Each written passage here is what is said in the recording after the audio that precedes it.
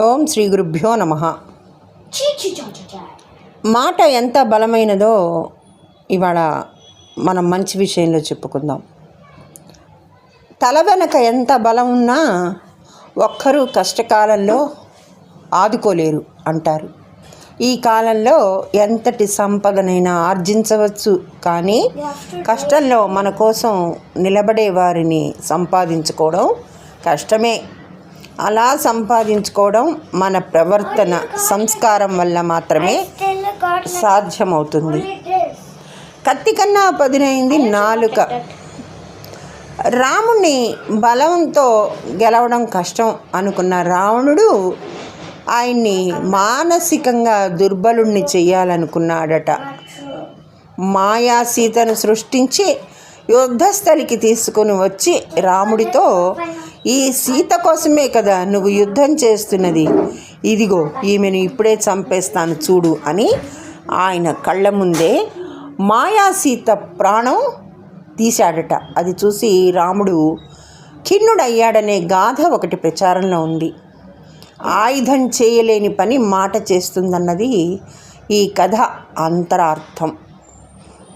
భారత యుద్ధంలో శల్య సారథ్యంలో కర్ణుడు నిర్వీర్యం కావడం అందరికీ తెలిసిన విషయమే. సముద్రాన్ని దాటడం తన వల్ల కాదంటాడు హనుమంతుడు. కానీ అతడికి ఆ శక్తి ఉందని కీర్తిస్తే అవలీలగా సంద్రాన్ని దాటాడు.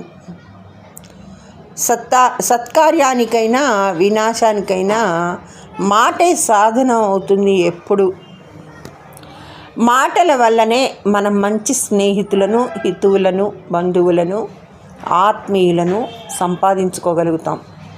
ఆ విధంగా మాటను సద్వినియోగపరుచుకోవడం అనేది మన చేతుల్లోనే ఉంది.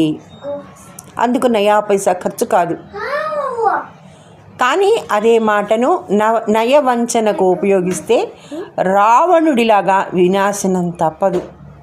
విభీషణుడు మొదటిసారి శరణుగోరి రాగానే అతన్ని క్షమించవద్దని మాయా మాటలు చెప్తున్నాడని అందరూ రాముణ్ణి వారిస్తారు. కానీ రాముడు సాదరంగా ఆహ్వానిస్తాడు.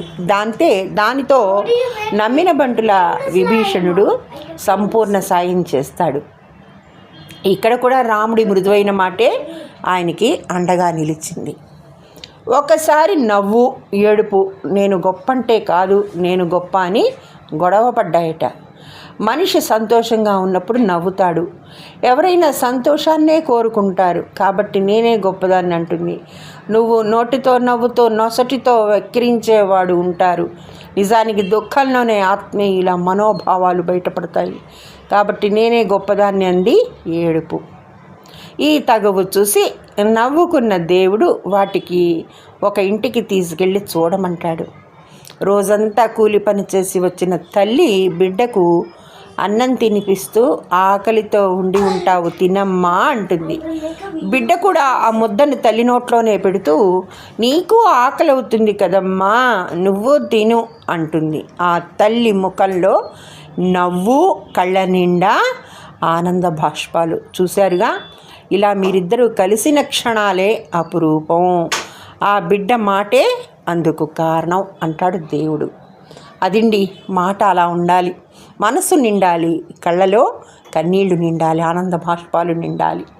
ఆచితూచి వాడితే మాటే మంత్రం అవుతుంది. అలా మాట్లాడేవాడు కాబట్టే రాముణ్ణి మృదుభాషి, మధుర భాషి, మందస్మిత భాషి, హితభాషి అంటారు. మాటకున్న శక్తిని గౌరవించి మంచి పనులకు దాన్ని వినియోగించేవారే చరితార్థులవుతారు. ధన్యవాదములు. సర్వే జనా సుఖినో భవంతు. మీ హిమబాల.